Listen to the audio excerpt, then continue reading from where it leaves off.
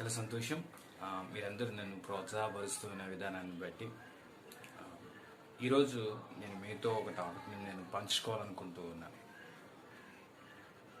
మూసి ఉన్న గ్రంథాలు హృదయాన్ని తెరువవు.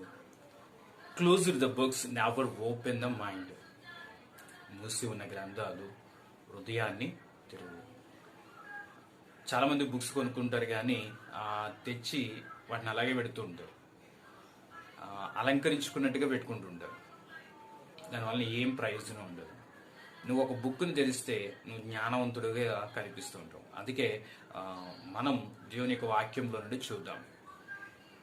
దేవుని యొక్క వాక్యంలో సంఖ్యాకాండము 24వ అధ్యాయం 3వ వచనము 16వ వచనాన్ని మనం చూసినట్లయితే, కన్నులు తెరిచిన వానికి వచ్చిన దేవోక్తి అని చెప్తూ అక్కడ ఒక మాటను మనం చూస్తూ ఉంటున్నాం.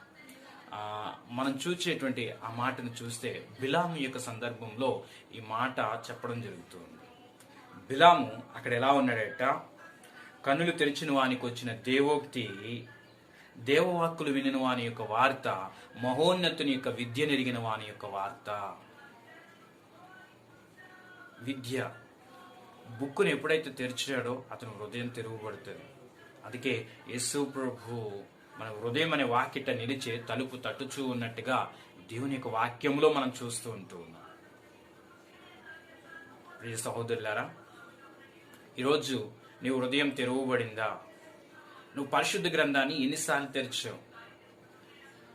నువ్వు ఒక్కసారి తెరిస్తే నీ జీవితం అంతా కూడా ఆయన చదివేస్తూ ఉన్నాడు. అందుకనే భక్తుడు అంటూ ఉన్నాడు,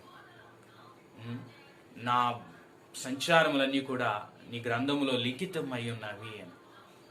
మనకంటూ ఒక గ్రంథం ఉంటుంది. ఆ గ్రంథాన్ని, మన పుస్తకాన్ని మనల్ని ఎప్పుడో చదివేశాడు దేవుడు. నువ్వు పరిశుద్ధ గ్రంథాన్ని చదవగలిగావా? పూర్తిగా పరిశుద్ధ గ్రంథాన్ని మొదటి నుండి చివరి వరకు ముగించగలిగావా? అందుకే చూస్తున్నాం, యెహోషువకి దేవుడు తెలియజేస్తూ నాయకుడిగా మోషే తర్వాత నియమింపబడినప్పుడు ప్రజలందరినీ కూడా నడిపించడానికి సిద్ధపడుతున్నటువంటి తరుణంలో దేవుడు అతనితో మాట్లాడుతున్నాడు. ఈ ధర్మశాస్త్ర గ్రంథంలో ఉన్నటువంటి వాక్యములను వారు ఏం చేయాలి అని అంటూ ఉన్నాడు అని అంటే, దానిని దివారాత్రం ధ్యానించిన ఎడల నీ మార్గములు వర్ధిల్లును.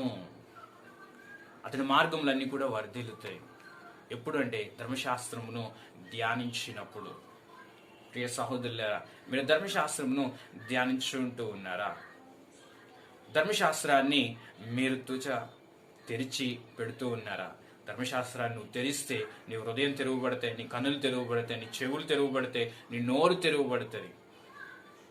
నీ నోరు ఎప్పుడైతే తెరవబడ్డదో నీ నోటిని నింపడానికి దేవుడు సిద్ధంగా ఉంటూ ఉన్నాడు.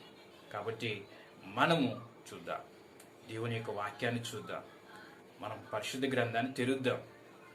పరిశుద్ధ గ్రంథాన్ని తెరిచి దానిలో ఉన్నటువంటి నిగూఢమైనటువంటి రహస్యాలను మనం ఛేదిద్దాం.